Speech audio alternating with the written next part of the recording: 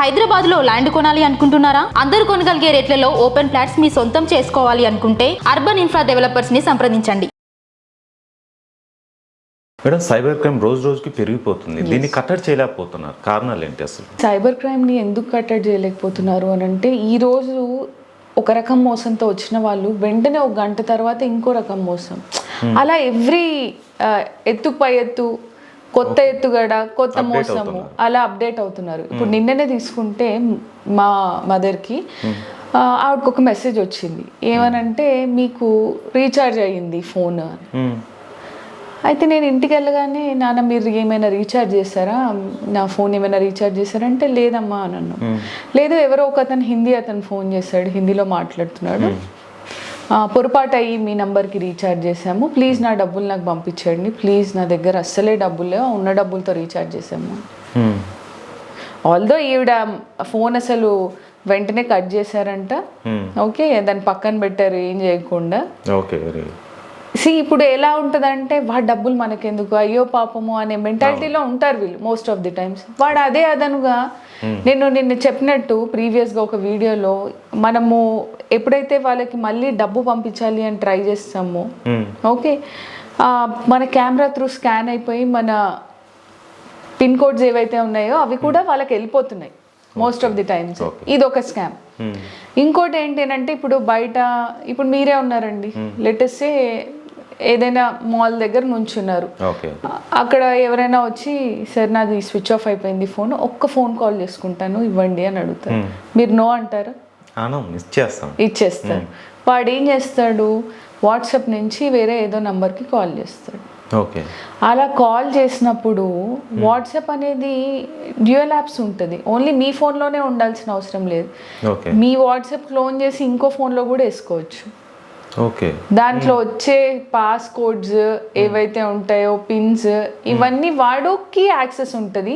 మీ phone మొత్తం AI ద్వారా దాంట్లో ఉన్నదంతా ఎక్స్ట్రాక్ట్ చేసి with account numbers, photos, details, contacts మొత్తం క్లోన్ అయిపోయి ఇంకో ఫోన్కి వెళ్ళిపోతాయి.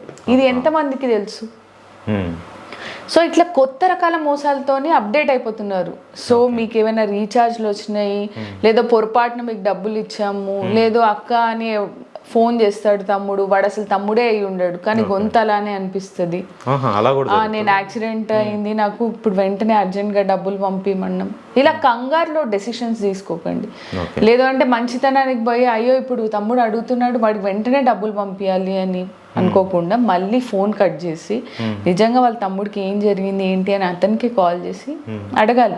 ఇది ఏమవుతుందనంటే, మన ఆవేశము, మన తొందరపాటు, మన భయము వాళ్ళకి ఆయుధాలుగా మారుతున్నాయి. నేను పదే పదే చెప్తున్నాను, అయినా కానీ ఎక్కువైపోతున్నాయి. సో మనకు ఎందుకులే వాడు డబ్బు మనకి రీఛార్జ్ చేశాడు మనం ఇచ్చేయాలి అని వెంటనే కంగారు పడకండి. ఆగి ఆలోచించి అప్పుడు ఏదైనా ఆచరించండి తప్ప తొందరపాటు పనికిరాదు. ఈ సైబర్ క్రైమ్ వాళ్ళ టార్గెటే మన నమ్మకము, మన భయము, అపోహ, ఇవన్నీ. మేడం, సైబర్ క్రైమ్ అంటే ఒక వ్యక్తి చేస్తాడా, ఎంతమంది ఉంటారు, ఒక కంపెనీయా, అసలు ఏంటి ఇదంతా వ్యవస్థ అసలు ఏంటి? సైబర్ క్రైమ్ అదొక పెద్ద డార్క్ వెబ్ అండి. ఇట్స్ నథింగ్ బట్, వాడు ఇక్కడ ఉండడు, ఎక్కడో ఉంటాడు, అక్కడి నుంచి ఫోన్ కాల్స్ వస్తాయి. ఇప్పుడు ఈ డిజిటల్ అరెస్ట్లు అన్ని ఇండియా నుంచి ఫోన్ చేస్తున్నారా వీళ్ళేమన్నా? ఏ కంట్రీలో ఉంటారో కూడా తెలియదు. దుబాయ్ నుంచి జరగచ్చు, నైజీరియన్ కంట్రీస్ నుంచి జరగచ్చు, ఆఫ్రికన్ కంట్రీస్ నుంచి జరగచ్చు, అమెరికన్ కంట్రీస్ నుంచి. వాళ్ళు ఎక్కడో ఆపరేట్ చేస్తూ ఉంటారు, ఇక్కడ అకౌంట్ నెంబర్స్ తో డీల్ చేస్తూ ఉంటారు. ఈ అకౌంట్ నెంబర్స్ అనేవి బల్క్ లో అమ్మేస్తూ ఉంటారు. ఎలా దొరుకుతాయి మేడం? కాంటాక్ట్స్ కూడా చేస్తున్నారు, కాంటాక్ట్ నెంబర్ ఎలా వెళ్తాయి వాళ్ళ దగ్గరికి? సిమ్ ఎవరి పేరు మీద తీసుకుంటారు. సో ఏదైనా డబ్బుతో ఎవ్రీథింగ్ పాసిబుల్ అన్నట్టు. మన కాంటాక్ట్స్ ఎలా వెళ్తాయి వాళ్ళ దగ్గరికి? మన data it is available everywhere అండి. మీరు ఆధార్ కార్డ్తో లింకప్ చేసుకుంటున్నారు ఫోన్ నెంబర్, మీ అకౌంట్ నెంబర్.